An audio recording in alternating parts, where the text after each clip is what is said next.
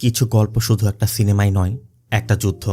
একটা সাধারণ পরিবারের বাঁচার যুদ্ধ, একজন বাবার মস্তিষ্কের যুদ্ধ। সত্য আর প্রমাণের মাঝখানে লুকিয়ে থাকা এমন এক খেলা যেখানে পুলিশও হার মেনে গিয়েছিল। আজ থেকে অনেক বছর আগে ছোট্ট একটি ভুল জর্জ কোর্টের জীবনটা পুরোপুরি বদলে দিয়েছিল। যেই ভুলটা ঢাকতে গিয়ে একজন সাধারণ মানুষ হয়ে উঠেছিল পুলিশের সবথেকে বড় দুঃস্বপ্ন। এতক্ষণ আপনাদের হয়তোবার বুঝতে বাকি নেই আমি কোন মুভির কথা বলছি। হ্যাঁ, দৃশ্যম। দৃশ্যম একটা থ্রিলারই না, এটা এমন একটা গল্প যেখানে আপনি দ্বিধায় পড়ে যাবেন জর্জ কোর্টি আসলে হিরো নাকি খুব ঠান্ডা মাথার একজন মাস্টার মাইন্ড।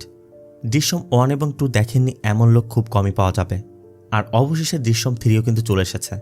তবে দৃশ্যম 3টি ভালো করে বোঝার জন্য আমাদের ফিরে যেতে হবে এই গল্পের একদম শুরুতে, কারণ এই গল্পের প্রতিটি ছোট্ট ঘটনার সাথে গল্পের ক্লাইম্যাক্সে সবকিছু জড়িয়ে থাকে। মূলত শুধুমাত্র এই গল্পের মূল বিষয়টিকে বোঝানোর জন্যই আমি আপনাদের আবার ওই গল্পটি মনে করে দিতে চাচ্ছি। কেরালার ছোট্ট একটি শহরে জর্জ কোর্টি তার পরিবার নিয়ে থাকত। বেশি পড়াশোনা করেনি, স্কুলের পরও শেষ করতে পারেনি, কিন্তু একটা জিনিসে সে অন্যদের থেকে একদমই আলাদা ছিল। সে প্রচুর সিনেমা দেখত। পূর্ণ সিনেমা, ক্রাইম, থ্রিলার, তদন্ত সবকিছু তার মাথায় জমেছিল। অনেকে তাকে সাধারণ ক্যাবল টিভি অপারেটর ভাবলেও আসলে সে ছিল বাস্তবে অন্য কিছু। ঘরে তার স্ত্রী রানী, 2 মেয়ে আঞ্জু আর ছোট্ট মেয়ে অনু। ছোট্ট একটি পরিবার, সাধারণ জীবন, নেই কোনো বড় স্বপ্ন। কিন্তু জর্জ কোর্টির সব থেকে বড় শক্তি ছিল সে নিজের পরিবারকে পৃথিবীর যে কোনো কিছুর থেকে বেশি ভালোবাসত। আর ঠিক এই পরিবারকে বাঁচাতেই একদিন সে এমন কিছু করে বসে যেটা পুরো সিস্টেমকে চ্যালেঞ্জ জানায়।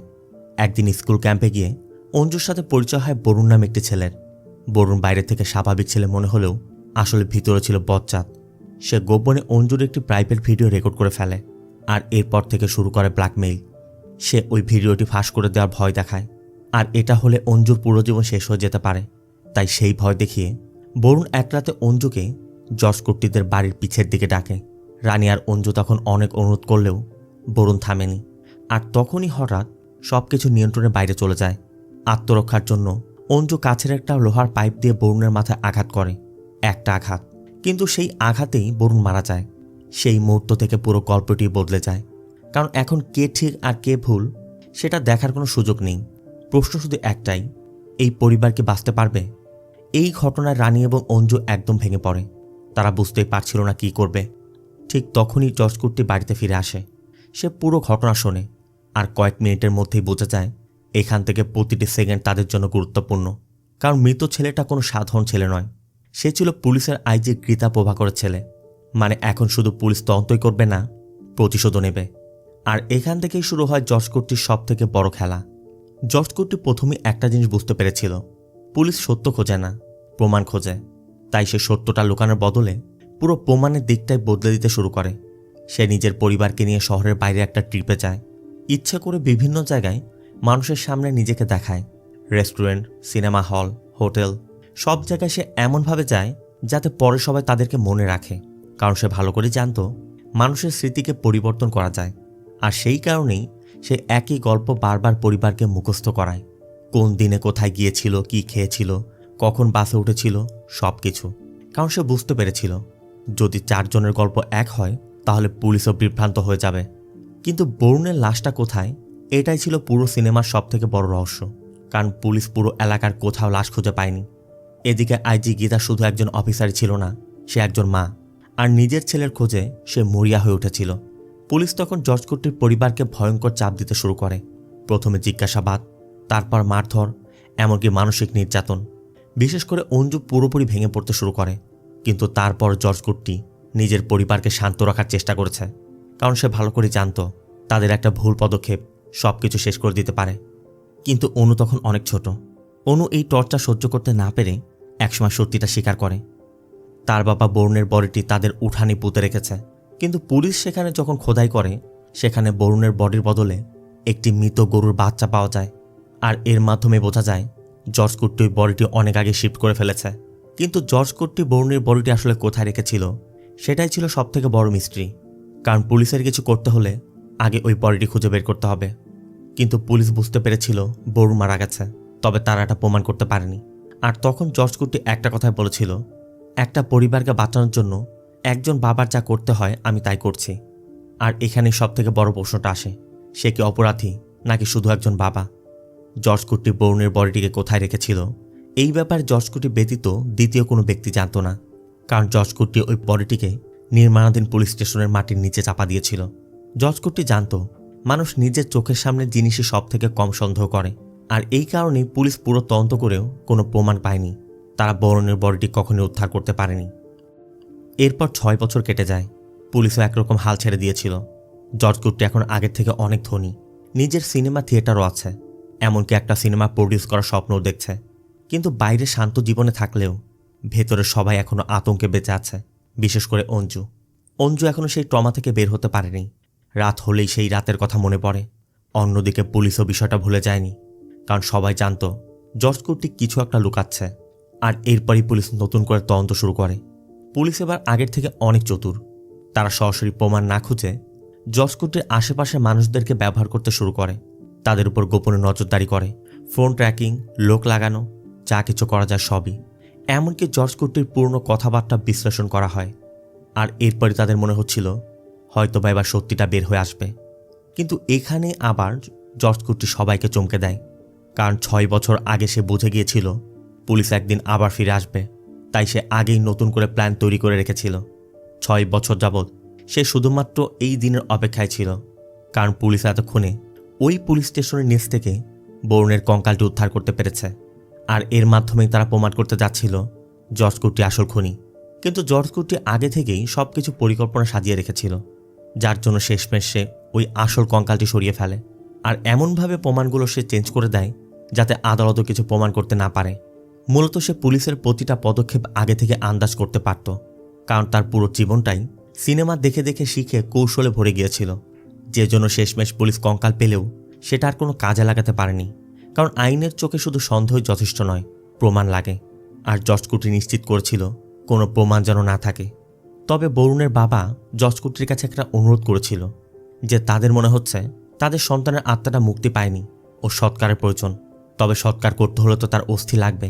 তাই জর্জ কুট্টি সকল প্রমাণ মিলিয়ে দিলেও বরুণের বাবা মা যেন সৎকার করতে পারে সেজন্য ছোট্ট দুটি অস্থি তাদের কাছে পাঠিয়েছিল।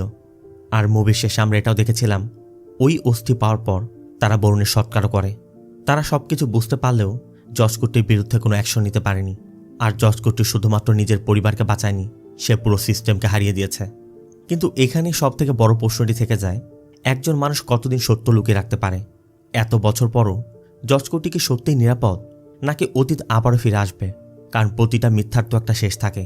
আর এই সকল প্রশ্নের জবাব নিয়েই দৃশ্যম 3 আবার এসেছে, যেখানে জর্জ কুট্টির সব থেকে বড় পরীক্ষাটা শুরু হতে যাচ্ছে।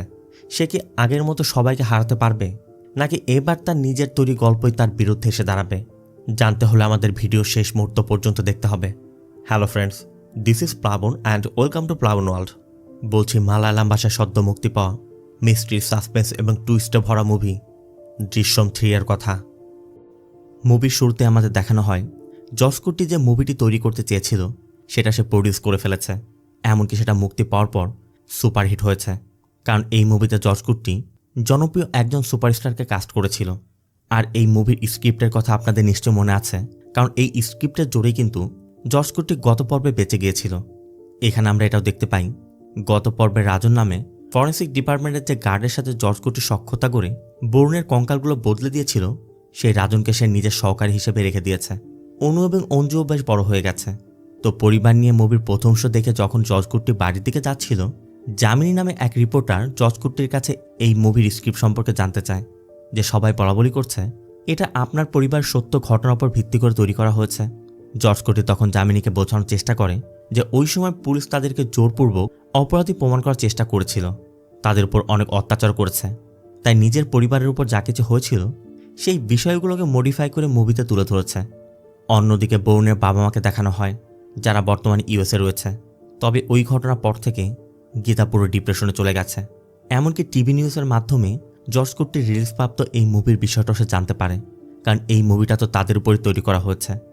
অন্যদিকে জর্জ কুট্টির এই মুভিটি এতটাই পপুলারিটি পেয়েছে যে শুধুমাত্র কেরালা নয়, কেরালার বাইরের স্টেটগুলো থেকেও রিলিজের জন্য তার কাছে প্রেশার আসছে, এমনকি দেশের বাইরে থেকেও। আবার অঞ্জু যেহেতু এখন বড় হয়ে গেছে, জর্জ কুট্টি অঞ্জুর বিয়ে দেওয়ার জন্য পাত্র দেখতে শুরু করেছে। অন্যদিকে অঞ্জু এখনও পর্যন্ত সাইকিয়াট্রিকের ট্রিটমেন্ট নিয়ে যাচ্ছে, তবে আগের থেকে এখন অনেক বেশি ইমপ্রুভ করেছে। সে স্বাভাবিক জীবনে ফিরে আসতে পেরেছে। জর্জ কুটিও এখন ওই মুভি নিয়ে ব্যস্ত, কারণ বিভিন্ন জায়গা থেকে তাকে ওই মুভির বিষয়ে কল করছে। ধারণা করা হচ্ছে মুভিটি হয়তো বা 100 crore ক্রস করে যাবে। এর মধ্যে জামিনীকে দেখা যায় অঞ্জু যে সাইকিয়াট্রিকের কাছে ট্রিটমেন্ট নেয় তার সাথে সখ্যতা গড়ার চেষ্টা করছে, আর ডেফিনেটলি অঞ্জু সম্পর্কে তথ্য নেয়ার জন্য সে এটা করছে। অন্যদিকে জর্জ কুটিরা যেহেতু অঞ্জুকে বিয়ে দেওয়ার জন্য পাত্র দেখতে শুরু করেছে, তাই কুরিয়াচার নামে একজন ম্যারেজ ব্রোকার জর্জ কুটিকে এসে জানায় সে আগে যে পাত্রের প্রপোজাল দিয়েছিল তারা এখন না করে দিয়েছে। যদিও জর্জ কুটিরা তাদের পরিবারের বিষয়ে সবকিছু খোলাখুলিভাবে আলোচনা করেছে, আবার নিজেদের নির্দোষও প্রমাণ করতে পেরেছে। তারপরও লোকজন বলাবলি করে অঞ্জুর মানসিক সমস্যা আছে, এখন ট্রিটমেন্ট চলছে। জর্জ কুট্টি এবং রানী তখন বোঝানোর চেষ্টা করে যেগুলো মিথ্যা, ও একদমই সুস্থ। ব্রোকারের কথা আমি বিশ্বাস করছি, কিন্তু আমি তাদেরকে কিভাবে বিশ্বাস করাবো? তবে জর্জ কুট্টির ব্রোকারকে তার প্রপার্টির বিষয় বলে যে অঞ্জু তো তার প্রপার্টির অর্ধেকটা পাবে, একরকম যৌতুক আর কি। ব্রোকার বলে সেটা আমি আলোচনা করে দেখব, কিন্তু অনুর কথা, দিদি এমন কাউকে বিয়ে করবে না যে যৌতুক নিবে। জর্জ কুট্টি এবং রানীও বিষয়টি বুঝতে পারছে। আসলে ওই ঘটনার পর থেকেই দূর দূরান্ত থেকে কোনো সম্বন্ধ আসলেও তারা যখন ওই ঘটনার কথা জানতে পারছে, কোনো পরিবারই তাদের সাথে আত্মীয়তা করতে চাচ্ছে না। কিন্তু জর্জ কুট্টির রানীকে সবসময় বুঝিয়ে যাচ্ছে সব কিছু ঠিক হয়ে যাবে। এর মধ্যে অঞ্জুর সাইকিয়াট্রিক জর্জ কুট্টি এবং রানীকে ডেকে বলে যে অঞ্জুর আগের থেকে অনেক ডেভেলপ হয়েছে। শুধুমাত্র অঞ্জু নয়, সে অনুর সাথে কথা বলেছে। দুজনের সাথে কথা বলে সে বুঝতে পেরেছে ওদের দুজনের মনের মধ্যে বেশ কিছু প্রশ্ন কাজ করছে, আর এই প্রশ্নগুলোর উত্তর শুধুমাত্র জর্জ কুট্টি দিতে পারবে। তাই সাইকিয়াট্রিক তাকে সাজেস্ট করে ওদের দুজনকে দূরে কোথাও ঘুরতে নিয়ে যান, খোলাখুলি কথা বলুন। ওদের সকল প্রশ্নের উত্তর পেয়ে গেলে ওরা একদম স্বাভাবিক হয়ে যাবে। তাই সাইকিয়াট্রিকের পরামর্শ মতো জর্জ কুট্টি পরিবার নিয়ে দূরে একটি রিসোর্টে ঘুরতে যায়, আর সেখানেই সে তাদের অ্যাডভোকেট রেণুকাকে ডাকে। জর্জ কুট্টি অঞ্জু এবং অনুকে বলে যে তোমাদের মনের মধ্যে যে সকল প্রশ্ন আছে তোমরা সবকিছু রেণুকা আন্টির কাছ থেকে জানতে পারো, নির্দ্বিধায় তোমরা প্রশ্ন করো। অঞ্জুর মনে শুধু একটি প্রশ্ন, তাদের বিরুদ্ধে যে কেসটা চলছিল সেটা কি আদৌ শেষ হয়েছে? রেণুকার কথা টেকনিক্যালি শেষ হয়নি, তবে প্র্যাকটিক্যালি শেষ বলতে পারো, কারণ দেশে অনেক আনসলভ কেস রয়েছে, তোমাদের কেসটাও এমন একটি। আর যদি আসে রিওপেনের কথা, কেসটিকে রিওপেন করতে হলে পুলিশকে নতুন করে এভিডেন্স কালেক্ট করতে হবে, যেটা একরকম অসম্ভব। আর বরুণের পরিবারও এই কেসের উপর ইন্টারেস্ট হারিয়েছে। তবে অঞ্জুরা এখনো পর্যন্ত জানে না বরুণের দেহাবশেষ তার বাবা কোথায় রেখেছে, তাই তারা ভয় পাচ্ছিল পুলিশ যদি কোনোভাবে বরুণের দেহাবশেষ পেয়ে যায় তখন কি হবে। রেণুকার কথা যদি পেয়েও যায় তাতে কোনো সমস্যা নেই, কারণ বরুণের খুন যে তোমাদের দ্বারা হয়েছে এটা প্রমাণ করতে হবে, এমন কোনো এভিডেন্স তো নেই। তাই এগুলো নিয়ে চিন্তাভাবনা না করে তোমাদের এখন নিজেদের মতো করে মুভ অন করা উচিত। তো রেণুকা অঞ্জু এবং অনুকে সবকিছু বুঝিয়ে যখন চলে যাচ্ছিল, রেণুকা শুধু জর্জ কুট্টির কাছে জানতে চায় আপনি যে ওর দেহাবশেষ অ্যাসিড দিয়ে পুড়িয়ে দিয়েছেন এটা ওদেরকে বলছেন না কেন? তাহলে তো ওদের মনের ভয়টা কেটে যায়।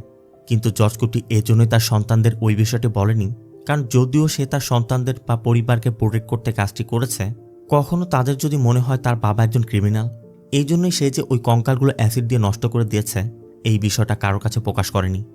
অন্যদিকে জামিনীকে দেখা যায় পুলিশ কনস্টেবল সাবুর সাথে দেখা করেছে। মূলত এই সেই সাবু যে তার স্ত্রী সারিতাকে নিয়ে জর্জ কুট্টিদের বাড়ির পাশে থেকে তাদের উপর নজর রাখত। তবে ওই ঘটনার পর সারিতার ট্রান্সফার হয়েছে, আর সাবু এখন সাসপেন্ডেড। এই জন্য জামিনী সাবুর থেকে ওই পরিবারের সকল তথ্য নেওয়ার চেষ্টা করছে, কারণ তারা তো ওই কেসে তখন তদন্ত করেছিল। সাবু এক শর্তে ওই ইনফরমেশন দিতে রাজি হয় যে এই বিষয়গুলো তাদের মধ্যেই থাকবে। এর মধ্যে আবার জর্জ কুট্টির যে নতুন মুভিটি রিলিজ হয়েছে সেই মুভিটির একটি পাইরেসি কপি ইউটিউবে আপলোড করা হয়েছে, যে জন্য জর্জ কুট্টির সাথে সাথে অ্যাক্টর বিনোদ কুমারকে কল করে বিষয়টি জানিয়ে দেয়। বিনোদ তখন একটি শ্যুটের কাছে দুবাই ছিল, তাই বিনোদ জর্জ কুট্টিকে বলে আপনি সোজা ডিজিপির অফিসে চলে যান, আমি এখান থেকে ফ্লাইট নিয়ে চলে আসছি, সেখানে গিয়ে আমরা তার সাথে কথা বলবো। এদিকে জামিনীকে দেখা যায় সাবর থেকে তথ্য নিয়ে ওই সময় তদন্তকারী কর্মকর্তা সিআই ফিলিপ ম্যাথুর সাথে দেখা করে। জামিনীর কথা, পুলিশ যখন ফরেন্সিক ল্যাবে বরুণের কঙ্কালগুলো রেখেছিল জর্জ কুট্টি সেখান থেকে সেগুলো বদলে দিয়েছিল। তার ফোন কল লোকেশন ট্র্যাক করলে তো আপনারা বুঝতে পারতেন সে কোথায় সেটা ডিসপোজ করেছে।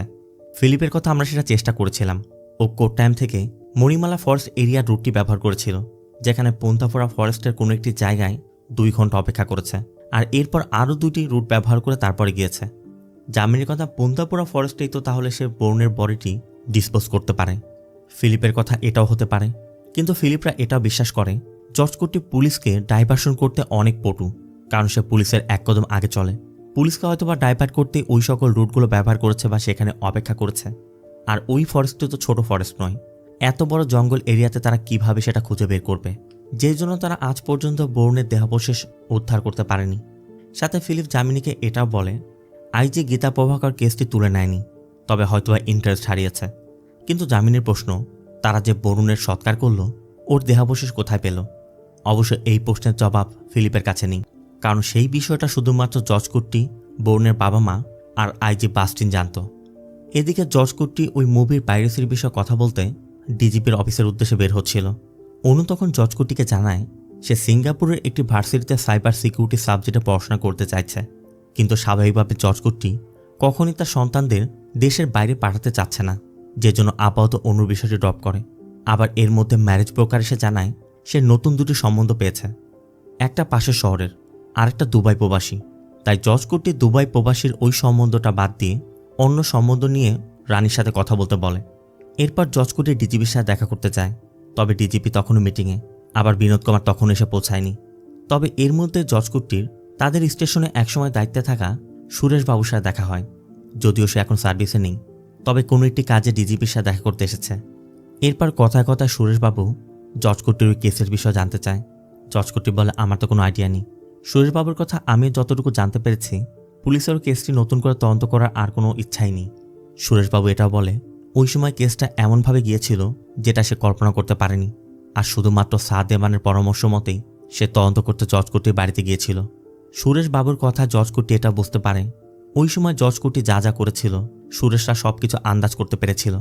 এমনকি সুরেশরা এটাও জানে জর্জ কুট্টি খুব চতুরতার সাথে নিজের পরিবারকে রক্ষা করেছে। যদিও ওই সময় ঘটনাটি ইন্টেনশনালি হয়নি, জর্জ কুট্টি যে শুধুমাত্র গীতা প্রভাকরের জন্যই সত্যিটা প্রকাশ করতে সাহস পায়নি, সুরেশবাবু সেটা ভালো করেই জানে, কারণ গীতা যে কোনো কিছু করতে পারত। তাদের কথার মধ্যে বিনোদ কুমার এসে পড়ে, যে জন্য জর্জ কুট্টি সুরেশকে বলে স্যার আপনার কোনো হেল্প লাগলে আমাকে অবশ্যই বলবেন। সুরেশ তখন জর্জ কুট্টিকে তার ছেলের কথা বলে যে ওর ফিল্ম ডিরেক্টিং করতে চায়। জর্জ কুট্টি যদি অন্য কোনো ফিল্ম প্রডিউস করে তাহলে তার ছেলেকে যেন কোনো কাজের ব্যবস্থা করে দেয়। জর্জ কুট্টিও কথা দেয় সে চেষ্টা করবে। এরপর বিনোদকে সাথে নিয়ে ডিজিপির সাথে কথা বলে। এরপর জর্জ কুট্টি অফিসে গেলে রাজন জর্জ কুট্টিকে অঞ্জুর জন্য যে ছেলে দেখছিল ওই ছেলের সম্পর্কে তথ্য এনে দেয়। আবার জর্জ কুট্টি যে মুভিটা রিলিজ করেছে সেই মুভি ডিরেক্টর তার সাথে দেখা করতে আসে। মূলত সে ছিল একদম নতুন ডিরেক্টর। জর্জ কুট্টি তাকে দিয়ে মুভিটি ডিরেক্ট করেছে, আর সে এখন নতুন একটি মুভির অফারও পেয়েছে। এখন সে ওই বিষয় নিয়ে কাজ করছিল। তাই জর্জ কুট্টি তাকে অনুরোধ করে সে যেন সুরেশের ছেলেকে তার সাথে কাজে নেয়। এমনকি সুরেশকে কল করে বলে দেয় সে তার জন্য একটি কাজের ব্যবস্থা করে দিয়েছে। এরপর রানী জর্জ কুট্টির সাথে অঞ্জুর বিয়ের বিষয়ে কথা বলে। রানীর মনে হচ্ছিল এই শহরের কারোর সাথে হয়তোবা তাদের আত্মীয়তা হবে না, কারণ সবাই তো ওই ঘটনার কথা জানে। আবার অনুর বিদেশে পড়ার বিষয়ে বললে জর্জ কুট্টি স্পষ্ট করে বলে দেয় ও এখন অতটা ম্যাচুর হয়নি। এরপর জর্জ কুট্টি যখন ঘরে যাবে তখনই তার কলাবাগানের মধ্যে লাইটের আলো দেখতে পায়। জর্জ কুট্টি ধারণা করে হয়তো রাস্তা দিয়ে কেউ যাওয়ার সময় টর্চ ধরতে পারে, যে জন্য গুরুত্ব না দিয়ে চলে যায়। আর পরবর্তী দিন সকাল হতেই জোসে আর তার স্ত্রী তার সাথে দেখা করতে আসে। মূলত এই সেই জোসে যে জর্জ কুট্টিকে ওই রাতে নির্মাণাধীন থানার মধ্যে বরুণের বডিটি পুঁতে রাখতে দেখেছিল। আর তার কথা মতোই গত পর্বে জর্জ কুট্টির সাথে এত কিছু হয়েছে, মানে সেই ছিল তো মূল সাক্ষী। জোসে জর্জ কুট্টির কাছে স্বীকার করে শুধুমাত্র টাকার জন্য সে সবকিছু করেছিল। ওই সময় টাকাও পেয়েছে, কিন্তু তার অসুস্থ মায়ের চিকিৎসা করাতে গিয়ে ওই টাকা খরচ হয়ে গিয়েছিল। এমনকি পরবর্তীতে তার মা মারা গেছে। আর এখন তারা যা কিছু করতে চেষ্টা করুক না কেন কোনো কিছুতে সফল হতে পারছে না, তাদের ব্যবসাটাও লসে যাচ্ছে। তাই তারা ধারণা করছে এই সব কিছু হয়তোবা জর্জ কুট্টির পরিবারের অভিশাপের কারণে। কিন্তু জর্জ কুট্টি স্পষ্ট করে বলে দেয় জোসেদের প্রতি তাদের কোনো অভিযোগ নেই। উল্টো জর্জ কুট্টি জোসেকে ধন্যবাদ জানায় যে তুমি যদি ওই সময় কাজটি না করতে তাহলে এত তাড়াতাড়ি আমরা এই সমস্যা থেকে বের হতে পারতাম না। জর্জ কুট্টি জোসের ব্যবসার জন্য বেশ কিছু ঋণও দিতে চায়। আবার অন্যদিকে জামিনীকে দেখা যায় তার অফিসের চিফ এডিটরের সাথে কথা বলছে। সে জর্জ কুট্টির কেসের বিষয়ে বলে যে এত পুরনো এবং আলোচিত কেস, তারা যদি নতুন কোনো ব্রেক থ্রু বের করতে পারে তাহলে তাদের চ্যানেলের জন্য অনেক লাভ হবে। তাই এডিটরের অনুমতি নিয়ে জামিনী তার সহযোগীকে সাথে নিয়ে জর্জ কুট্টির উপর তদন্ত শুরু করে। তারা জর্জ কুট্টির আশেপাশে সার্বক্ষণিক নজর রাখতে শুরু করে। তাদের বাড়িতে কে আসছে কে যাচ্ছে, কাদের সাথে যোগাযোগ হচ্ছে না হচ্ছে, সব কিছু। এর মধ্যে শ্রেয়া নামে একটি মেয়ে জর্জ কুট্টির সাথে দেখা করতে আসে। আর এই শ্রেয়া মূলত পাত্রজের মেয়ে। আগের পর্বগুলো দেখে থাকলে আপনাদের নিশ্চয় মনে আছে চার্চের কবরস্থানে যে পাত্রজ কাজ করত, ওই পাত্রজের মেয়ের পড়াশোনার জন্য জর্জ কুট্টি সব টাকা পয়সা দিত। এই সেই মেয়ে শ্রেয়া যে দুবাইতে নার্সিং করছিল। আর সেখানে নার্সিং করতে করতে একটি ছেলের সাথে সম্পর্কে জড়িয়ে তারা সামনে বিয়ে করতে যাচ্ছে। কিন্তু ছেলেটা অন্য ধর্মের, তাই নিজের বাবাকে রাজি করানোর উদ্দেশ্যেই জর্জ কুট্টির কাছে বলতে এসেছে যে জর্জ কুট্টি যেন তার বাবার সাথে কথা বলে বিষয়টা সলভ করে দেয়। কারণ আমরা আগে থেকেই জানি শ্রেয়ার বাবা পাত্রদের সাহায্য নিয়ে জর্জ কুট্টি সেখান থেকে বরুণের সমবয়সী এবং সমান উচ্চতার একটি ছেলের কঙ্কাল নিয়ে বরুণের কঙ্কালটা বদলে দিয়েছিল। মানে পুলিশ স্টেশনের নিচে যে কঙ্কালটা পাওয়া গিয়েছিল ওই কঙ্কালটা পাত্রজি তাকে দিয়েছিল। তো শ্রেয়া যখন জর্জ কুট্টিদের সাথে কথা বলে বাড়ি ফিরছিল তখন যামিনী চালাকি করে বাসের মধ্যে শ্রেয়ার সাথে কথা বলার চেষ্টা করে এবং কথায় কথায় জানতে পারে তার নাম শ্রেয়া এবং তাদের বাড়ি মণিমালাতে। আর এতে করে যামিনী সন্দেহ করে জর্জ কুট্টি যেদিন বরুণের কঙ্কালটি বদলেছিল সেদিন ওই রুট ব্যবহার করেছিল, তার মানে সেখানে হয়তোবা কোনো একটি লিঙ্ক আছে। আর ওই রাতে জর্জ কুট্টি স্বপ্নে দেখে দুজন মাস্ক পরিহিত ব্যক্তি অঞ্জুর উপর হামলা করেছে। এটা দেখা মাত্রই তার ঘুম ভেঙে যায়। ঘরে গিয়ে দেখে অঞ্জু ঘুমাচ্ছে। তবে জর্জ কুট্টি বাড়ির আশেপাশে ভালো করে তল্লাশি করে দেখে, কারণ তার মনের মধ্যে এখনও ভয় কাজ করছে। যদিও কেসের কার্যক্রম বন্ধ আছে, কিন্তু জর্জ কুট্টি আজও পর্যন্ত পরিবার নিয়ে আতঙ্কে। তো পরবর্তী দিন ম্যারেজ ব্রোকার কুরিয়া চানিসে জানায় তারা যে পাত্রপক্ষের সাথে কথা বলছিল, যে পাত্রপক্ষ অঞ্জুকে দেখতে আসার কথা ছিল, তাদেরকে কোনো একটি নম্বর থেকে কল করে বলা হয়েছে অঞ্জুকে যদি কোনো পুরুষ মানুষ স্পর্শ করে তাহলে অঞ্জু ভায়োলেন্ট হয়ে যায়। আর এই জন্যই অঞ্জু বরুণকে খুন করেছিল আর এখনও পর্যন্ত সেই ট্রিটমেন্ট নিচ্ছে। কুরিয়া চান এটাও বলে 2টি নম্বর থেকে কল করে তাদেরকে বলা হয়েছিল একজন পুরুষ একজন নারী। তবে সে ওই 2 নম্বরে যোগাযোগ করার চেষ্টা করেছে, 2টি নম্বরই বন্ধ। তাই কুরিয়া চ্যানেল থেকে ওই 2টি নম্বর নিয়ে জর্জ কুট্টি সুরেশবাবুর সাথে দেখা করে নম্বর 2টি তাকে দেয়, কারণ সুরেশবাবু একসময় সাইবার সেলে কাজ করেছে, সেখানে তার পরিচিত অনেকেই আছে। জর্জ কুট্টি সুরেশবাবুকে ওই 2 নম্বরের তথ্য বের করে দিতে বলে। এমনকি জর্জ কুট্টির অনুরোধে সুরেশবাবু তার সোর্সকে কাজে লাগিয়ে জানতে পারে যে 2টি নম্বর থেকে কল করে বলা হয়েছিল ওই 2টি নম্বর বেশিরভাগ সময় বন্ধ থাকে। এমনকি তাদের টাওয়ার লোকেশন ট্রেস করে দেখা গেছে ম্যাক্সিমাম টাইমই জর্জ কুট্টির বাড়ির আশেপাশে। তার মানে জর্জ কুট্টির আশেপাশে কেউই তাদের উপর নজর রাখছে এবং অঞ্জুর বিয়ে ভাঙার চেষ্টা করছে। ওই নম্বর 2টি যাদের নামে রেজিস্টারকৃত তারা বহু আগে মারা গেছে। তবে এখানে তারা আরেকটু তথ্য জানতে পেরেছে। এদের মধ্যে একটি নম্বর যে ফোনে ব্যবহার হচ্ছে ওই নম্বরটি আগে অন্য একটি ফোনে ব্যবহার হয়েছিল। সেই ফোনের আইএমই নম্বর টেস্ট করে তারা জানতে পেরেছে ওই ফোনে বর্তমানে একটি নম্বর অ্যাক্টিভ আছে, যেটা শান্তি নামে এক নারীর রেজিস্টারকৃত। আর ওই শান্তির ঠিকানাটি শোনার পরই জর্জ কুট্টি স্পষ্টই বুঝতে পারে কে এই কাজটি করছে। তাই জর্জ কুট্টি সোজা তার বাড়িতে চলে যায়। আর এখানে আমরা দেখতে পাই এই শান্তি মূলত রাজনের স্ত্রী, মানে ফরেন্সিক ল্যাবরেটরিতে সিকিউরিটি গার্ড ছিল সেই রাজন। জর্জ কুট্টি তো মানতেই পারছিল না রাজন তার সাথে বিশ্বাসঘাতকতা করলো। রাজন আর তার স্ত্রী কিনা তার মেয়ের বিয়ে ভাঙছে। রাজনের স্ত্রী তখন সত্যিটা প্রকাশ করে যে আসলে ওই সময় জর্জ কুট্টিকে সাহায্য করার অপরাধে রাজন তার চাকরি হারিয়েছিল। তাদের পুরো পরিবারকে ক্ষুধার্ত থাকতে হয়েছে। মেয়েটা স্কুলে যেতে পারেনি, এমনকি লজ্জায় শেষ পর্যন্ত চেষ্টা পর্যন্ত করলে বেঁচে ঠিকই গিয়েছে, কিন্তু এখন আর কথা বলতে পারে না। রাজনের স্ত্রীর অভিযোগ তাদের পরিবারের সাথে যা কিছু হয়েছে, তাদেরকে যে সাফার করতে হয়েছে, এই সব কিছু শুধুমাত্র জর্জ কুট্টির জন্য।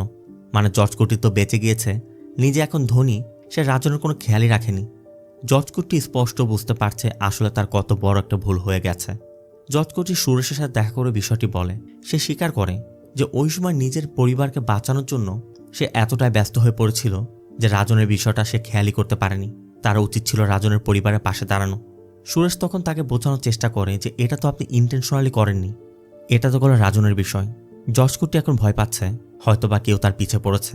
আর আগে জর্জ কুট্টি ভালো করে জানতো কারা তার ক্ষতি করার চেষ্টা করছে আর কাদের হাত থেকে তার বাঁচতে হবে। কিন্তু এখন কে তার পিছে আছে, কি উদ্দেশ্য নিয়ে আছে, কিভাবে কি করছে, কোনো কিছু সে বুঝতে পারছে না। এই জন্য জর্জ কুট্টি এখন সব থেকে বেশি চিন্তিত।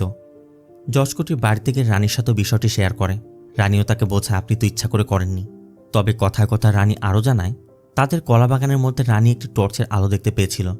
তবে রানী সেখানে গিয়ে চেক করলে আর কিছু দেখতে পায়নি বা আশেপাশে কেউই ছিল না। জর্জ কুট্টির তখন মনে পড়ে ওই রাতে সেও তো এমন দৃশ্য দেখেছিল।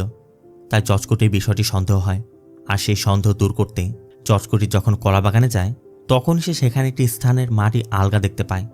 মানে দেখে স্পষ্ট বোঝা যাচ্ছে এখানে মাটি খনন করা হয়েছিল। আর এই সেই জায়গা যেই জায়গাতে বরুণের বডিটি পুঁতে রাখা হয়েছিল। তার মানে জর্জ কুট্টি স্পষ্টই বুঝতে পারছে এখানে কেউ হয়তোবা কোনো চক্রান্ত করতে এসেছিল। এর মধ্যে রানী ডাকার কারণে জর্জ কুট্টি আবার বাড়িতে চলে যায়। আর এরপরে আমরা দেখতে পাই এই জায়গার মাটি খনন অন্য কেউ করেনি, ওই সময় কনস্টেবল শাহজাহান করেছিল। তবে এখন সে সার্ভিসে নেই, কারণ ওই ঘটনার পর সে চাকরিচ্যুত হয়েছে। যে জন্য পরবর্তী দিন সকাল হতেই জর্জ কুট্টি ওই জায়গায় মাটি খনন করে দেখার পরিকল্পনা করে যে এখানে আসলে কি করা হয়েছে। তবে এর মধ্যে সে ম্যারেজ ব্রোকার কুরিয়া চ্যানেলে জর্জ কুট্টি তাকে দুবাই প্রবাসী ওই ছেলের বিষয়ে কথা বলতে বলে। মানে সে আগে চাচ্ছিল মেয়েরা যেন দেশের মধ্যে থাকে, কিন্তু এখন সে চাচ্ছে মেয়েরা যেন সেফলি এখান থেকে সরে যেতে পারে, কারণ এখন তো সে বুঝতে পারছে তাদের পিছনে কেউ ক্ষতি করার চেষ্টা করছে। শুধুমাত্র অঞ্জুর বিয়েই নয়, জর্জ কুট্টির রানীকে অনুর সিঙ্গাপুরে পড়তে যাওয়ার বিষয়েও কথা বলতে বলে। এরপর রাতের বেলা সবাই ঘুমিয়ে পড়লে কলাবাগানে সেই স্থানটা আবার খনন করে, তবে সেখানে তেমন সন্দেহজনক কিচ্ছু পাওয়া যায়নি। এই জন্য আবার আগের মতো করে গর্তটি ভরে রাখে, যেন এখানে কিছুই করা হয়নি।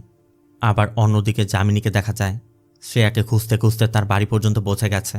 আর এরপরই আমরা জানতে পারি শ্রেয়া মূলত শাহদেবানের মেয়ে। তার মানে এবার বাপ বেটি মিলে একত্রে জর্জ কুট্টির বিরুদ্ধে লেগেছে। আর আগের পর্বগুলো যারা দেখেছেন তারা ভালো করেই জানেন শাহদেবান জর্জ কুট্টিকে কতটা অপছন্দ করত। আর জর্জ কুট্টির কারণে যেহেতু শাহদেবানের চাকরিটা গিয়েছে, তার বিরুদ্ধে ষড়যন্ত্র করাটা একদমই স্বাভাবিক। এরপর যামিনী অঞ্জুর যে সাইকিয়াট্রিক আছে তার সাথে দেখা করে এবং নিজেকে তার কাছে রোগী সাজিয়ে নিজের সমস্যার কথা উত্থাপন করে অঞ্জুর বিষয়ে তথ্য নেওয়ার চেষ্টা করছিল। কিন্তু সাইকিয়াট্রিক যামিনীর উদ্দেশ্য বুঝতে পেরে অঞ্জুর বিষয়টি গোপন করে যায়। অন্যদিকে তার বাবা শাহদেবানকে দেখা যায় সাবুর সাথে দেখা করে সাবুকেও তাদের দলে ভিড়িয়েছে। এর মধ্যে ম্যারেজ ব্রোকার দুবাইয়ের যে সম্মতের কথা বলেছিল সেই ছেলের ফটো নিয়ে আসে, সাথে ছেলের সকল তথ্যও জানায় যে দুবাইতে ব্যবসা আছে, বাবা মায়ের একই সন্তান। সবথেকে বড় বিষয় জর্জ কুট্টিদের পরিবারের বিষয়টা জানে, তারপর তারা রাজি হয়েছে। কিন্তু অনু ওই ছেলের ফটো দেখে লক্ষ্য করে ছেলের কানে তো একটি হেয়ার এইড লাগানো আছে। ব্রোকার বলে একটা অ্যাক্সিডেন্টে কানে একটু ডিস্টার্ব হয়েছিল, তবে হেয়ার এইডের মাধ্যমে সবই শুনতে পায়। জর্জ কুট্টিও চিন্তা করে আগে ওনারা আসুক, কথা বলি, সব কিছু যাচাই বাছাই করি, তারপর একটা ডিসিশন নেওয়া যাবে। আগে তো আর কোনো কথা দিচ্ছি না। আর এতে অঞ্জু এবং রানীরও কোনো অভিযোগ নেই। তবে এর মধ্যে অঞ্জুর সাইকিয়াট্রিক কল করে যামিনীর বিষয়টি জানায় যে কেউ অঞ্জুর বিষয়ে জিজ্ঞেস করছিল, তার কথা আমার সন্দেহ হয়েছে। আবার অন্যদিকে আমরা আইজি বাস্টিনকে দেখতে পাই। শাবকেও দেখা যায় বাস্টিনের সাথে দেখা করে শাহদেবানের বিষয়ে কিছু একটা বলছে। তাই জর্জ কুট্টি জোসেফের দোকান থেকে মালামাল কিনতে যায়, সাথে জোসের সাথে কিছু আলোচনা করে। এরপর পাত্রপক্ষ অঞ্জুকে দেখতে আসে, তাদের সাথে কথা বলে দুপক্ষই সম্মত হয়। অন্যদিকে শ্রেয়া বাড়িতে ফিরে যামিনীকে তাদের বাড়িতে দেখতে পায়। যামিনীও মূলত এখানে তথ্য নেওয়ার জন্য শ্রেয়াদের বাড়ির সামনে কান নষ্টের একটা অভিনয় করছে। কিন্তু শ্রেয়া এটাই বুঝতে পারছে না যামিনীর সাথে তার একবার বাসে দেখা হয়েছিল, তা অনেক আগে। তাতে করে যামিনী তার নাম মনে রাখলো কি করে, এখানে তার সন্দেহটা হয়। আবার এদিকে ব্রোকার জর্জ কুট্টিকে জানায় যে তারা একটি ডেট দিয়েছে। জর্জ কুট্টিও চাচ্ছিল তাদের সাথে কথা বলে যদি সবকিছু ঠিকঠাক থাকে তাহলে বিয়ের ডেটটা ফাইনাল করে ফেলবে, কারণ যত দ্রুত সম্ভব অঞ্জুকে বিয়ে দিতে হবে আর অনুকে এখান থেকে বিদেশে পাঠাতে হবে। এর মধ্যে শ্রেয়াও মেসেজ করে ওই বিষয়টি জানালে জর্জ কুট্টি শ্রেয়ার বাবার সাথে দেখা করে আর এখানে তাদের কথা জানতে পারে। তবে শাহদেবানের পরনের পোশাক দেখে তার সন্দেহ করেছে সে হয়তোবা পুলিশের লোক হতে পারে। আর অন্যদিকে শাহদেবান এবং যামিনী গ্রামের অন্য লোকেদের সাথে কথা বলে জানতে পারে প্যাট্রোদের বাড়ি এখানে ছিল না। 3 বছর আগে তারা এখানে বাড়ি করেছে, এর আগে অন্য জায়গায় ছিল। এমনকি প্যাট্রোজ এক সময় চার্চের পাশে কবর খোঁড়ার কাজ করত। আবার অন্যদিকে সাবুর থেকে শাহদেবানের বিষয়ে জানতে পেরে বাস্টিন ফিলিপের সাথে কথা বলে। তারা অ্যান্টনি নামে একজন সিআইয়ের সাথে কথা বলে জানতে পারে ওই ঘটনার পর শাহদেবান চাকরিচ্যুত হয়েছিল। এরপর রিয়েল এস্টেটের বিজনেসে জড়িয়েছিল, কিন্তু ওর বিরুদ্ধে অনেক অভিযোগ আছে। তারপর তারা যেহেতু জানতে পেরেছে শাহদেবান বরুণের কেস নিয়ে কাজ করছে, তাই মিডিয়া কোনোভাবে ইনভলভ হওয়ার আগেই ফিলিপকে পুরো বিষয়টি তদন্ত করতে বলে যে শাহদেবান আসলে কি করছে। এদিকে জর্জ কুট্টি তার পরিবার নিয়ে অঞ্জুর জন্য যে ছেলেকে দেখেছে আভিরা নামে ওই ছেলেদের বাড়িতে যায়, আর সেখানে তারা বিয়ের ডেটটি ফাইনাল করে ফেলে, কারণ তারা কোনোভাবে দেরি করতে চাচ্ছে না। তবে কথা বলে জর্জ কুট্টি যখন পরিবার নিয়ে ওই বাড়ি থেকে বের হয় তখনই আমরা দেখতে পাই শাহদেবান রাজনকে নিয়ে বাড়ির সামনে দাঁড়িয়ে আছে। যদিও জর্জ কুট্টি এই বিষয়টা গোপন রাখার চেষ্টা করছিল যাতে বিয়েটা কেউ ভাঙতে না পারে, কিন্তু শেষমেশ তারাও জেনে গেল। আর এখান থেকে ফেরার পরই আভিরার বাবা জর্জ কুট্টিকে কল করে জানায় তারা যাওয়ার পর দুজন ব্যক্তি তার সাথে কথা বলে বিয়ে ভাঙার চেষ্টা করেছে। আভিরা তখন তাদের মধ্যে একজনের ফটো তুলেছে এবং কারের নম্বরের ফটো তুলে রেখেছে। জর্জ কুট্টি লক্ষ্য করে এটা রাজন, তবে গাড়িটা অন্য কারোর, তাই নম্বর প্লেটটির তথ্য যাচাই করে বের করতে হবে সেটা কে ছিল। আবার শাহদেবানকে দেখা যায় অঞ্জুর সাইকিয়াট্রিকের সাথে দেখা করে অঞ্জুর মেডিকেল ফাইল চাচ্ছিল, কিন্তু ডক্টর কোনোভাবে দিতে রাজি হচ্ছে না। এই জন্য শাহদেবান একসময় ডক্টরের গলায় ছুরি ধরে জোরপূর্বক তার থেকে অঞ্জুর ওই ফাইলটি নিয়ে নেয়। এমনকি শুধু তাই নয়, অঞ্জুর ফাইলটি ডক্টরকে দিয়ে তার নিজের মতো করে রেডি করে নেয়। আর ডক্টর এটা এই জন্যই করতে বাধ্য হয়েছিল কারণ শাহদেবান ডক্টরের মেয়েকে হত্যা করার হুমকি দিয়েছিল। তারপরও শাহদেবান বের হওয়া মাত্রই ডক্টর জর্জ কুট্টিকে কল করে পুরো বিষয়টি জানিয়ে দেয় যে তার আসলে করার কিছু ছিল না, আর কে এসেছিল তাও সে বলতে পারছে না। তবে সে নিজেকে পুলিশ পরিচয় দিয়েছিল। সবকিছু শোনার পর জর্জ কুট্টি বুঝতে পারছে কেউ এই কেসটি নিয়ে আবার কাজ করছে। তাই জর্জ কুট্টি আপাতত তার পরিবারকে এই বিষয়টি জানাতে নিষেধ করে। এর মধ্যে জোসেও ওই জিপের নম্বরের তথ্য নিয়ে এসে জানানো মাত্রই জর্জ কুট্টি জোসেকে নিয়ে সেই বাড়িতে দেখা করতে যায়। আর এখানে এসে দেখতে পায় এ অন্য কেউ নয়, শাহদেবান। আর শাহদেবানের সাথে জামিনীকে দেখেও বুঝতে পারে জামিনী শাহদেবানের মেয়ে। তার মানে বাবা মেয়ে ইচ্ছা করে তার পিছে লেগেছে। শাহদেবান আগে থেকে জর্জ কুট্টিকে দেখতে পারত না, আর তার জন্য যেহেতু তার চাকরি গিয়েছে তাই শাহদেবান তার ক্ষতি করার চেষ্টা করবে, এটাই স্বাভাবিক। তারপর জর্জ কুট্টি শাহদেবানকে অনুরোধ করে, তোমার আমার উপর প্রতিশোধ নিতে হলে আমাকে যা খুশি করো, আমার পরিবারকে টানবে না, না হলে তোমাকে আমি ছেড়ে দিব না। শাহদেবানের কথা আমাকে ছেড়ে দিয়ে লাভ নেই। আগেরবার তোমার ভাগ্য ভালো ছিল বলে বেঁচে গেছো, কিন্তু ভেবো না এবার বাঁচতে পারবে। এবার আমি তোমার গেমেই তোমাকে ফাঁসাবো। আমি দেখতে চাই তুমি তোমার পরিবার নিয়ে এই শহরে কিভাবে শান্তিতে বসবাস করো। ওই রাতে জর্জ কুট্টি সুরেশবাবুর সাথে দেখা করে শাহদেবানের নম্বরটি ট্রেস করতে বলছিল, যাতে ওর মুভমেন্ট জানতে পারলে ও কখন কি করছে সে বুঝতে পারে। কিন্তু সুরেশবাবুর কথা এটা করতে কেউ রাজি হবে না, কারণ জানাজানি হলে তার চাকরি চলে যেতে পারে। তারপর সে চেষ্টা করে দেখবে। তবে এর মধ্যে শাহদেবান প্যাট্রোজের কাছে গিয়ে অসুস্থ প্যাট্রোজকে বিভিন্নভাবে টর্চার করে তার থেকে সত্যিটা জানার চেষ্টা করছিল যে তার সাথে জর্জ কুট্টির লিঙ্কটা কি। শ্রেয়া বাধা দেওয়ার চেষ্টা করলে একসময় শ্রেয়াকেও মারধর করতে শুরু করে। শাহদেবান বুঝতে পারছিল প্যাট্রোজকে মারলে কাজ হবে না, কিন্তু শ্রেয়াকে মারধর করলে কাজ হবে। তাই শ্রেয়াকে মারতে গেলে প্যাট্রোজ একসময় সব সত্যিটা স্বীকার করে দেয় যে সেই জর্জ কুট্টির জন্য চার্চের কবরস্থান থেকে অন্য একটি ছেলের দেহাবশেষ তাকে দিয়েছিল। আর শাহদেবান যাওয়া মাত্রই শ্রেয়ারা কল করে জর্জ কুট্টিকে বিষয়টি জানিয়ে দেয়। শ্রেয়া এটাও জানায় যে আশেপাশের লোকজন শব্দ পেয়ে আসার কারণে সে পালিয়ে গেছে। তবে গ্রামবাসী বলছে পুলিশ কমপ্লেন করতে। জর্জ কুট্টিও শ্রেয়াকে একই কথা বলে, তুমি পুলিশ কমপ্লেন করো। তো এই বিষয়টি জানাজানি হওয়া মাত্রই ফিলিপ আইজি বাস্টিনকে কল করে পুরো বিষয়টি জানায় যে কেসে কিছু ইমপ্রুভমেন্ট হয়েছে, যে জন্য বাস্টিন শাহদেবানের সাথে দেখা করতে চায়। তবে সেটা অফিসে নয়, গেস্ট হাউসে, কারণ মিডিয়া জানলে সমস্যা হবে। তাই শাহদেবানকে গেস্ট হাউসে ডাকা হয়। কিন্তু আইজিরা জানতে চাচ্ছিল যে শাহদেবান এই কেসের কি ইমপ্রুভমেন্ট পেয়েছে, তার তদন্তে সে কী বের করতে পেরেছে। শাহদেবান কোনোভাবেই মুখ খুলছিল না। তাই শ্রেয়া যেহেতু শাহদেবানের বিরুদ্ধে অভিযোগ করেছে, ওই অভিযোগের ভিত্তিতে শাহদেবানকে অ্যারেস্ট করতে বলে। এরপর বাস্টিন যখন বের হয়ে চলে যাচ্ছিল, ঠিক তখনই বাস্টিনের সাথে বরুণের বাবা প্রভাকর দেখা হয়। প্রভাকর বাস্টিনকে ভিডিও কলের মাধ্যমে গীতার বর্তমান পরিস্থিতিটা দেখায়। এমনকি এটাও বলে ওই ঘটনার পর তারা মনে করেছিল এখান থেকে দূরে গেলে হয়তোবা তারা ভালো থাকতে পারবে, কিন্তু গীতা এটা কোনোভাবে মেনে নিতে পারেনি। প্রথমত সন্তান হারিয়েছে, আর তার সন্তানকে যারা হত্যা করেছে তাদেরকে পর্যন্ত শাস্তি দিতে পারেনি। শুধুমাত্র তাই নয়, প্রভাকর পর্যন্ত তাদেরকে প্রোটেক্ট করার চেষ্টা করেছিল। মানে প্রভাকর তো সবসময় তাদের সাপোর্ট করেছে, কারণ ওদেরকে ইনোসেন্ট মনে করেছে। এই সার্বিক বিষয়গুলো চিন্তাভাবনা করতে করতেই গীতা পুরো ডিপ্রেশনে চলে গেছে। এখন ঠিকমতো কথা বলে না, খাবার খায় না, মেডিসিন পর্যন্ত নিচ্ছে না। তাই প্রভাকর আর চুপ করে বসে থাকতে পারেনি। প্রভাকর ভালো করে জানে গীতাকে তখনই সুস্থ করে তোলা সম্ভব হবে যখন তাদের ছেলের হত্যাকারীকে শাস্তি দিতে পারবে। এর জন্যই মূলত প্রভাকর এখানে এসেছে। বাস্টিনের কথা আমিও গীতার বন্ধু, আমিও ও সাহায্য করতে চাই, কিন্তু আপনি তো সবকিছু ভালো করেই জানেন। প্রভাকরের কথা, আমি আমার সন্তান হারিয়েছি, আমার পরিবারটা নষ্ট হয়ে গেছে। এখন গীতাকে তো হারাতে পারবো না। যে কষ্টটা আমরা পেয়েছি, আমি ওই পরিবারকে ওই কষ্ট অনুভব করাতে চাই।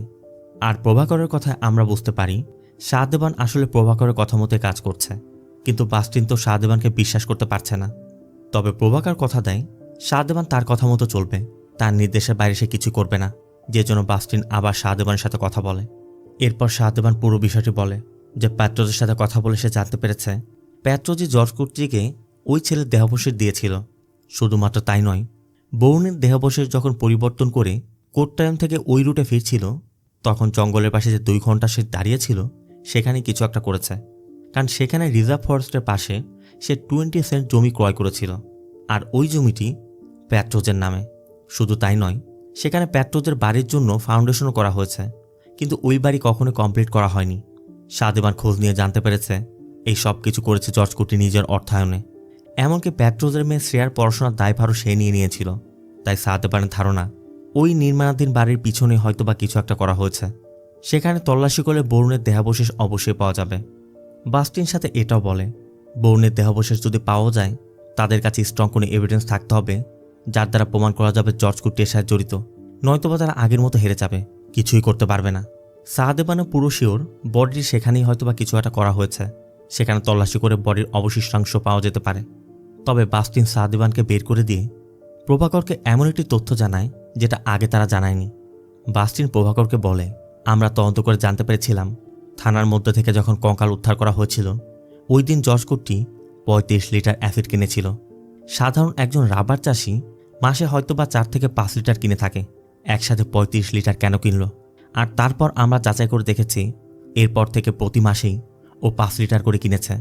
তাহলে ওই 35 লিটার কোথায় গেল? মানে বাস্টিন বোঝানোর চেষ্টা করছে বরুণের যে স্কেলেটন ছিল অ্যাসিড দিয়ে হয়তোবা পুড়িয়ে দেওয়া হয়েছে, তাই সেখানে তল্লাশি করে কোনো কিছু পাওয়ার সম্ভাবনা নেই। তারপরও প্রভাকরের কথা, কিছু না কিছু তো পাওয়া যেতেই পারে। সামনে জর্জ কুট্টি ওর মেয়ে বিয়ে দিবে, একবার যদি মেয়েটা দেশের বাইরে চলে যায় তাহলে আমাদের সকল কষ্টই বিফলে যাবে। প্রভাকর ধারণা করছে 1 মাসের মধ্যে হয়তোবা বিয়েটা হয়ে যাবে, আর এই পুরো 1 মাস জর্জ কুট্টি মেয়ের বিয়ে নিয়ে ব্যস্ত থাকবে। এটাই তাদের মোক্ষম সুযোগ জর্জ কুট্টির বিরুদ্ধে সকল তথ্য প্রমাণ অ্যারেঞ্জ করার। যদি কোনো সমস্যা হয় আমি সব রেসপন্সিবিলিটি নিব। তাই বাস্টিনও প্রভাকরের কথা রাজি হয়। এরপর একদিকে জর্জ কুট্টি যখন অঞ্জুর বিয়ে নিয়ে ব্যস্ত, অন্যদিকে পুলিশ নিজেদের মতো করে সব জায়গা থেকে তথ্য প্রমাণ সংগ্রহ করতে শুরু করে। প্যাট্রোস যেমনটা বলেছে, থানায় যে কঙ্কাল পাওয়া গিয়েছিল ওই কঙ্কাল সেই জর্জ কুট্টিকে দিয়েছিল। তবে সেটা প্রমাণ করতে হলে ওই ছেলের পরিবারের কারো ডিএনএ টেস্ট করাতে হবে। এই জন্য ওই পরিবারের সাথে দেখা করে তাদের ডিএনএ স্যাম্পল আনা হয়। আবার জর্জ কুট্টিও কলা বাগানের মধ্যে ওই জায়গাটা বারবার তল্লাশি করছে যে এখানে নতুন করে কিছু করা হয়েছে কিনা। অন্যদিকে সাহাদেমানরা প্যাট্রোজের জন্য যে 20 সেন্ট জমি কেনা হয়েছিল সেই জমি সকল ডিলসগুলো বের করে ফেলে, যেখানে জর্জ কুট্টির স্পষ্ট লিঙ্ক পাওয়া যাচ্ছে, যেখানে সকল আর্থিক লেনদেন জর্জ কুট্টি নিজেই করেছে। একদিকে যেমন সাহাদেমানরা জর্জ কুট্টির বিরুদ্ধে তথ্য প্রমাণ সংগ্রহ করতে ব্যস্ত, অন্যদিকে জর্জ কুট্টি নিজের মেয়ের বিয়ের কাজ করলেও পাশাপাশি জোসিকে কাজে লাগিয়ে সকল ইনফরমেশন কালেক্ট করছে। আবার এর মধ্যে সুরেশবাবু কল করে জানায় সে তার পরিচিত সবার সাথে কন্ট্যাক্ট করেছে, কিন্তু কেউই কাজটা করতে রাজি হচ্ছে না। আবার সাহাদেবানের সাথে এখন সাবও যোগ দিয়েছে। তার জর্জ কুট্টি একটু চিন্তায় পড়ে গেছে, কারণ তার কাছে মনে হচ্ছে পুলিশও হয়তোবা ইনভলভ আছে। সুরেশের কথা, পুলিশ যদি ইনভলভ হয়ে থাকে তাহলে শাহদেবানের বিষয়টা তারা হয়তোবা অ্যাডভান্টেজ হিসেবে কাজে লাগাবে। যদি শাহদেবান সাকসেস হয় তাহলে পুলিশ ক্রেডিট নেবে, আর যদি উল্টোটা হয় তাহলে পুলিশ শাহদেবানকেই ব্লেম দিবে। তারপরও সামনে মেয়ের বিয়ে, এই জন্য জর্জ কুট্টি রেণুকার সাথে দেখা করে। রেণুকার কথা, পুলিশ তো এখনও পর্যন্ত কেস রিওপেন করেনি। যদি তার স্ট্রং কোনো এভিডেন্স পায় কেসটি রিওপেন করে, তখন আমরা আগে থেকে বেইলের জন্য অ্যাপ্লিকেশন করে রাখব। কোর্টের বিষয়টা আমার উপর ছেড়ে দিয়ে আপনি মেয়ের বিয়েতে ফোকাস করুন। এদিকে বাস্টিনদের কাছে ডিএনএ টেস্টের রিপোর্ট এসে গেছে। তবে এতদিন পর্যন্ত তারা যে তথ্য প্রমাণ জোগাড় করেছে ঠিক হুবহু এভাবেই কোর্টে পাঠাতে হবে। দ্বিতীয়ত তাদেরকে এখন বরুণের দেহাবশেষ উদ্ধার করতে হবে। প্রভাকরের কথা সেটা না হয় পরে করা যাবে, আগে কোনোভাবে বিয়ে আটকাও। বাস্টিনের কথা, আমরা যদি কেসটি রিওপেনও করি তাহলে সাথে সাথেই ও বেইলের জন্য অ্যাপ্লাই করবে। সামনের 25 তারিখ মানে রবিবারে অঞ্জুর বিয়ের ডেট ঠিক করা হয়েছে। তাই বাস্টিন প্ল্যান করছে 23 তারিখ শনিবার তারা কেসটিকে রিওপেন করবে। 24 তারিখ যেহেতু রোববারে বন্ধ, 25 তারিখে কোর্ট থেকে নিকটস্থ থানায় নোটিশ জারি করা হবে। সাধারণত এই নোটিশ আসতে আসতে প্রায় সপ্তাহখানেক লেগে যায়, তাই ওই সুযোগে তারা জর্জ কুট্টিকে কাস্টডিতে নিতে পারবে। প্ল্যান মতো তাই করা হয়।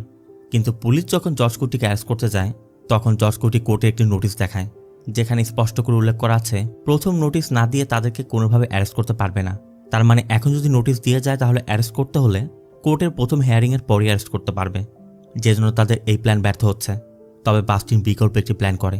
রেণুকা জাজের সাথে জর্জ কুট্টির কেসের বিষয়ে কথা বলে যে আজ তার মেয়ের বিয়ে, আজকেই কেন তাকে কোর্টে হাজির হওয়ার নোটিশ দেওয়া হয়েছে। জাজ তখন জর্জ কুট্টির মেয়ের বিষয়টি মাথায় রেখে কোর্টের প্রথম অধিবেশনেই জর্জ কুট্টির কেসে ডিসপোজাল দেওয়ার সিদ্ধান্ত নেয়। একদিকে জর্জ কুট্টি যখন মেয়ের বিয়ে দিচ্ছে, আর অন্যদিকে রেণুকা জর্জ কুট্টির হয়ে কোর্টে কেস লড়ছে। জর্জ কুট্টিও ভালো করে জানে যে কোনো সময় পুলিশ এসে পড়তে পারে, এই জন্য তার মনের মধ্যে একটা ভয় কাজ করছে। আর অন্যদিকে বাস্টিনরা সুযোগ বুঝে এই জিনিসটা কাজে লাগায়। তারা সাইকিয়াট্রিকের কাছ থেকে যে রিপোর্টটি তৈরি করে এনেছিল সেই রিপোর্টটি কোর্টে দাখিল করে। তারা মূলত এটাই প্রমাণ করার চেষ্টা করছে অঞ্জু মানসিকভাবে বিপর্যস্ত, যে কোনো পুরুষ মানুষ স্পর্শ করে সে ভায়োলেন্ট হয়ে যায়। তাই এখন অঞ্জু যাকে বিয়ে করছে ওই ব্যক্তির জীবনেও ঝুঁকি আছে, যে কোনো মূল্যে বিয়েটি আটকাতে হবে। পুলিশও পুরো পরিকল্পনা করে চার্চের বাইরে অপেক্ষা করছে, মানে কোর্ট থেকে ডিসিশন আসা মাত্রই তারা বিয়েটা ভেঙে দিবে। কিন্তু অন্যদিকে রেণুকা জাজকে কনভিন্স করে ফেলে যে পুরো বিষয়টা শুধুমাত্র জর্জ কুট্টির মেয়ের বিয়ে ভাঙার জন্য। কারণ তার যদি বিদেশে যাওয়ার ভয় থাকে তাহলে পাসপোর্ট সারেন্ডার করবে। জাজও তাই চিন্তাভাবনা করে সিদ্ধান্ত দেয় আজকের বিয়ের প্রোগ্রামটা শেষ হোক, এরপর নোটিশ দিয়ে তাদেরকে কোর্টে আনা হবে। এদিকে সাদেমানরা যা প্ল্যান করেছিল সেই প্ল্যান মতো কাজ না হওয়ায় একসময় রাজন এবং সাব্বও চলে যায়। আর এরপরই প্রভাকরের কথা আমরা জানতে পারি আসলে এটা তার প্ল্যানই ছিল না, এটা তো শুধুমাত্র জর্জ কুট্টিকে ডাইভার্স করার জন্য তারা করেছিল। মানে জর্জ কুট্টিকে এখানে ব্যস্ত রেখে তারা অন্য একটি পরিকল্পনা করে রেখেছে, যে পরিকল্পনার বিষয়ে বাস্টিন কিছুই জানত না। প্রভাকর তার প্ল্যানের কথা বলে যে আসলে অঞ্জুর স্বামী আভিরাই তার ট্রাম্প কার্ড। দুবাইতে আভিরার যখন ব্যবসা ডুবে যাচ্ছিল, তার জেল হতে যাচ্ছিল, তখন প্রভাকরই ইনভেস্ট করে আভিরাকে বাঁচিয়েছিল। এমনকি জর্জ কুট্টির মেয়ের উপর প্রতিশোধ নিতে এখানে যতগুলো ম্যারেজ ব্রোকার ছিল সবাইকে সে টাকা দিয়ে কিনে নিয়েছিল। কিন্তু সবকিছু প্ল্যান মতো হচ্ছিল না, কারণ জর্জ কুট্টি মেয়েকে বিদেশি কারোর সাথে বিয়ে দিতে চাচ্ছিল না। প্রভাকরই প্ল্যান করিয়ে রাজন এবং তার স্ত্রীকে দিয়ে বিভিন্ন জায়গায় কল করিয়ে বিয়ে ভাঙার চেষ্টা করেছে। আর এর মধ্যে কেসের বিষয়টি যখন সামনে এসেছে তখন জর্জ কুট্টি বাধ্য হয়ে আবিরার সাথে মেয়ের বিয়ে দিতে রাজি হয়। আর এখানেই তার মূল মাস্টার প্ল্যানটা লুকিয়ে আছে।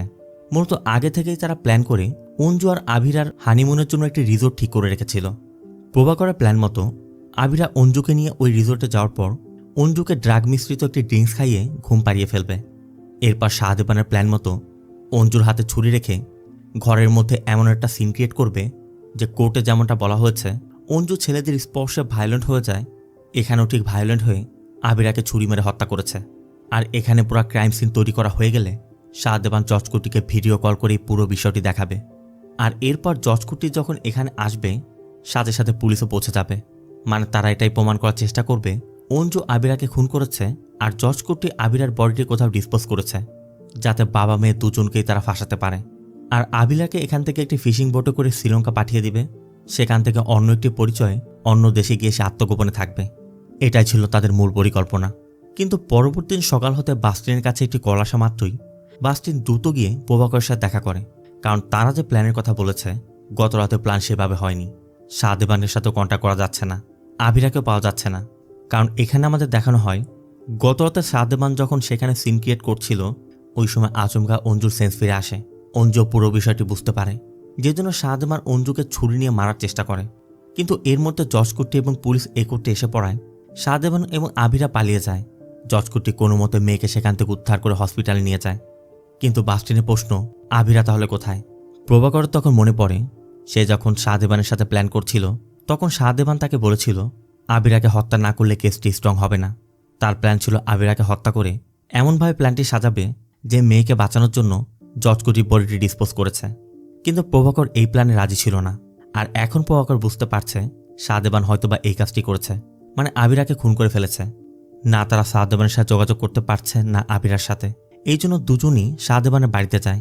আর সেখানে গিয়ে শাহদেবানকে না পেলেও জর্জ কুট্টির সাথে তাদের দেখা হয়। আর এখানেই জানা যায় গতরাতে আসলে কি ঘটেছিল। গতরাতে জর্জ কুট্টি যখন হৃদয় থেকে ফিরছিল জর্জ কুট্টি ভালো করে জানতো শাহদেবান কি করতে পারে, তাই সাথে সাথে জোসেকে কল করে বলেছিল শাহদেবানকে পেলে যেন ফলো করে। জোসেও শাহদেবানকে ফলো করে তার বাড়ি পর্যন্ত পৌঁছে যায়। আর এরপর জর্জ কুট্টিও সেখানে পৌঁছে যায়। কিন্তু শাহদেবান কোনোভাবেই তাদের প্ল্যানের কথা বলছিল না। জর্জ কুট্টি একসময় শাহদেবানকে যখন মারতে যাবে শাহদেবানও বুঝতে পারছিল আসলে তাকে মেরে ফেলবে, তখন শাহদেবান তাদের প্ল্যানের কথা স্বীকার করে যে পুরো প্ল্যানটি প্রভাকর এবং আইজি বাস্টিনের। এমনকি গতরাতে জর্জ কুট্টি শাহদেবানের পুরো জবানবন্দি রেকর্ড করে রেখেছে। শাহদেবান এটাও স্বীকার করে তার প্ল্যান ছিল আবিরাকে হত্যা করে জর্জ কুট্টির কলাবাগানের ওই যে স্থান ছিল যেখানে বরুণের বডি পুঁতে রাখা হয়েছিল সেখানে পুঁতে রাখবে। আর এই জন্য মূলত শাহদেবান আগেই সেখানে গিয়ে অল্প মাটি খনন করে রেখেছিল, যাতে জর্জ কুট্টি সন্দেহ করে সেখানে মাটি খনন করে দেখে। কারণ একবার যেখানে মাটি খনন করা হয় সেখানে মাটি একদম লুজ থাকে, পরবর্তীতে খনন করতে সুবিধা হয়। শুধু তাই নয়, জর্জ কুট্টি যেদিন ওখানে চেক করার জন্য মাটি খনন করেছিল শাহদেবান দূর থেকে পুরো বিষয়টি ভিডিও করে রেখেছিল, মানে পরবর্তীতে সেটা এভিডেন্স হিসেবে সে সাবমিট করতে পারত। কিন্তু শাহদেবানের সেই প্ল্যানটিও ব্যর্থ হয়েছে, কারণ জর্জ কুট্টি আগেই রানীর ছোট ভাই রাজেশকে কল করে তার কলা বাগানের লোকজন নিয়ে যেতে বলেছিল। জর্জ কুট্টির কথা মতো রাজেশ যখন লোকজন নিয়ে কলা বাগানের ভিতর দিয়ে ঘোরাফেরা করছিল তখন রাজেশদের দেখতে পেয়ে শাহদেবান সেখান থেকে নিজের বাড়িতে চলে এসেছিল। জর্জ কুট্টির কাছে এই সব কিছুর তথ্য প্রমাণ এখন আছে। জর্জ কুট্টি শুধু প্রভাকরকে বলে যে আপনার পরিবারের দ্বারা এত কিছু হওয়ার পরও আপনার পরিবারের প্রতি আমার একটা সম্মান ছিল, কিন্তু এখন আপনারা যা করেছেন শাহদেবানের জবানবন্দির রেকর্ড আমার কাছে আছে। বাকিটা কোর্টে দেখা যাবে। প্রভাকর বলে, শাহদেবানের ওই জবানবন্দি দিয়ে তুমি আমাকে ফাঁসি দিতে পারবে না। আর আমার যা কিছু হারানোর অনেক বছর আগেই তোমার পরিবারের জন্য আমি হারিয়েছি। এখন থেকে প্রতিটি মুহূর্ত আমি তোমার পরিবারের পিছে লেগে থাকব। দেখব কতবার তুমি তোমার পরিবারকে রক্ষা করতে পারো। এরপর সিন চলে যায় হসপিটালে। অঞ্জুর জ্ঞান ফিরেছে, সে অনেকটা স্টেবল। জজ কোটি তার পরিবারের সবাইকে সামনে নিয়ে একটি সিদ্ধান্ত নেয়। জজ কোটির কথা, আমাদের অনিচ্ছা সত্ত্বেও আমাদের দ্বারা ওই পরিবারের কোনো একটি ক্ষতি হয়েছে। আমাদের জন্য ওই পরিবারটি ধ্বংস হয়ে গেছে। আর জজ কোটিও চাচ্ছে না এই প্রতিশোধের জন্য তার পরিবারের সদস্যদের কোনো ক্ষতি হোক। তাই জজ কোটি এর একটা শেষ চায়। জজ কোটি স্যারেন্ডার করার সিদ্ধান্ত নেয়। তাই রেণুকা বাস্টিনের সাথে দেখা করে কিছু শর্ত দেয়। জজ কোটির শর্তটা এমন, জজ কোটি সব কিছু স্বীকার করে নেবে। পুলিশ জজ কোটির বিরুদ্ধে এমনভাবে চার্জশিট ফাইল করবে যাতে জজ কোটির সর্বোচ্চ 5 বছর সাজা হয়। বিনিময়ে বাস্টিন এবং প্রভাকরের বিরুদ্ধে যে তথ্য প্রমাণ তার কাছে আছে জজ কোটি সব দিয়ে দিবে। তাই জজ কোটির এই প্রস্তাবটি বাস্টিন এবং প্রভাকরও মেনে নেয়, কারণ প্রভাকরও তার স্ত্রীকে দেখাতে পারবে তাদের ছেলের হত্যাকারী শাস্তি পেয়েছে। যাওয়ার সময় জজ কোটির প্রভাকরের সাথে দেখা হয়। প্রভাকর আবারও জজ কোটিকে বলে, তুমি ভেবো না তুমি জিতে গেছো, তোমার ভাগ্য ভালো, তোমার ভাগ্যের জোরে তুমি প্রত্যেকবার বেঁচে গেছো। জজ কোটি স্পষ্ট করে বলে দেয়, আমি ভালো করে জানি আপনি আমার মেয়ের পিছে পড়ে আছেন, কিন্তু যতদিন আমি বেঁচে আছি কোনোভাবে আপনার উদ্দেশ্য সফল হবে না। শেষবারের মতো আপনার উপর বিশ্বাস রেখে আমি এখানেই সব কিছু শেষ করতে চাচ্ছি, কিন্তু তারপর যদি আপনি আমার পরিবারের দিকে আঙ্গুল তুলেন আমি আপনাকে খুন করব বলে জজ কোটি বেরিয়ে যায়। আর এরপরই আবিরা প্রভাকরকে কল করে, কারণ আবিরা তাদের প্ল্যানের কথা জানতে পেরেছে। প্রভাকর বোঝানোর চেষ্টা করে যে তোমাকে মারার প্ল্যান আমার ছিল না, কিন্তু আবিরা জানায় জজ কোটি যখন শাহদেবানের জবানবন্দি রেকর্ড করছিল তখন আবিরাও সেখানে লুকিয়েছিল। তবে জজ কোটিদের হাত থেকে সে কোনো মতে সেখান থেকে পালিয়েছে। সাথে আবিরা এমন এক তথ্য দেয় যেটা তারা কল্পনাও করেনি। অন্যদিকে রেণুকা বাইরে গিয়ে জজ কোটির কাছে জানতে চাচ্ছিল এটা করা কি একদমই জরুরি ছিল, আপনি কি ওদেরকে ভয় পাচ্ছেন? জজ কোটির কথা, আমি কাউকে ভয় পাচ্ছি না, আমি ভয় পাচ্ছি আমি কি করতে পারি। আর এরপরে আমাদের সামনে আসে গতকালের আসল ঘটনা। গতকাল জজ কোটি যখন রিসোর্টে পৌঁছেছিল ততক্ষণে শাহদেবান এবং আবিরা সেখান থেকে পালিয়েছে। জজ কোটি স্পষ্ট বুঝতে পারছিল তাদেরকে একটা ফাঁদে ফেলা হয়েছে, যে কোনো সময় পুলিশ এসে পড়বে। জজ কোটি এটাও জানতো শাহদেবান আবিরাকে মেরে ফেলতে পারে, সেখানে তো আর সে কিছু করতে পারবে না। তাই ওই রিসোর্টের মধ্যে যে ঘটনা ছিল সেটাকে সে বদলে দেয়। সে নিজের মেয়েকে বাঁচানোর জন্য নিজে হাতে অঞ্জুকে আঘাত করে। তার মানে গতরাতে শাহদেবান অঞ্জুকে আঘাত করেনি, জজ কোটি নিজে করেছিল। আর এরপর পুলিশের গাড়ির শব্দ পেয়ে অঞ্জুকে বলেছিল হসপিটাল নেওয়ার আগ পর্যন্ত সেন্সলেসের অভিনয় করতে। আর সকালবেলা অঞ্জু পুলিশের কাছে স্টেটমেন্টে বলেছে সবকিছু শাহদেবানের কাজ, কিন্তু আসলে শাহদেবান তো কিছু করেইনি। তাই পুরো সত্যিটা জানতে পেরে বাস্টিন প্রভাকরকে শুধু বলে, এই ব্যক্তিটাকে শুধুমাত্র ভাগ্যবান বলে ভুল করবেন না। আপনি 2 বছর যাবৎ তার মেয়েকে অপরাধী বানানোর জন্য একের পর এক প্ল্যান করে এসেছেন, আর এক মুহূর্তেই সে তার মেয়েকে ক্রিমিনাল থেকে ভিকটিমে রূপান্তর করেছে। এখন আপনার বোঝা উচিত সে তার মেয়েকে প্রোটেক্ট করার জন্য যে কোনো কিছু করতে পারে, মানে যেমনটা সে করে দেখিয়েছে, নিজের হাতে নিজের মেয়েকে পর্যন্ত আঘাত করেছে। বাস্টিনের কথা আমরা যাই করি না কেন সে আমাদের থেকে এক কদম সামনে এগিয়ে থাকবে, আর সে যখন এই যুদ্ধ শেষ করতে চাচ্ছে আমাদের এখানেই সব শেষ করা উচিত। এরপর আমরা দেখতে পাই জজ কোটির চুক্তি মতো জজ কোটি পুলিশের কাছে স্যারেন্ডার করেছে। প্রভাকর এই নিউজটি দেখার পর গীতার কাছে জানতে চায়, এখন তো তুমি খুশি? গীতা স্পষ্ট করে বলে দেয় না, কারণ গীতা জজ কোটিকে নয় অঞ্জুকে অপরাধী হিসেবে দেখতে চায়। তার মানে দৃশ্যমের গল্প এখানেই শেষ নয়। গীতা অথবা প্রভাকর অঞ্জুকে আবারও অপরাধী প্রমাণ করার জন্য চেষ্টা করবে। আর আপনার কি মনে হয় জজ কোটি কি তার মেয়ের কিছু হতে দিবে? তবে এরপর গীতারা কি প্ল্যান নিয়ে আসবে আর জজ কোটি তার জন্য কোন পরিকল্পনা করে রেখেছে এটাই হয়তোবা সামনে দেখানো হতে পারে। সবশেষে বলতে গেলে প্রত্যেক বাবা মাই তার সন্তানকে প্রোটেক্ট করতে চায়, আবার যেই বাবা মা সন্তানকে হারিয়েছে ওই বাবা মা তার সন্তানের খুনিকে শাস্তি দিতে চায়। তাই এই যুদ্ধ এখানে থামার কথা নয়, যতদিন তারা বেঁচে থাকবে ততদিন এই যুদ্ধ চলতে থাকবে। এই জন্য হয়তোবা দৃশ্যম কন্টিনিউ হচ্ছে। তো মুভিটি আপনার কেমন লাগলো অবশ্যই কমেন্টে জানাবেন। ভিডিওটি ভালো লাগলে ভিডিওতে লাইক দিয়ে চ্যানেলটিকে সাবস্ক্রাইব করতে একদম ভুল করবেন না। দেখা হবে অন্য কোনো মুভি বা সিরিজের এক্সপ্লেনেশন ভিডিওতে। ততক্ষণ সব ভালো থাকবেন, সুস্থ থাকবেন। আল্লাহ হাফেজ।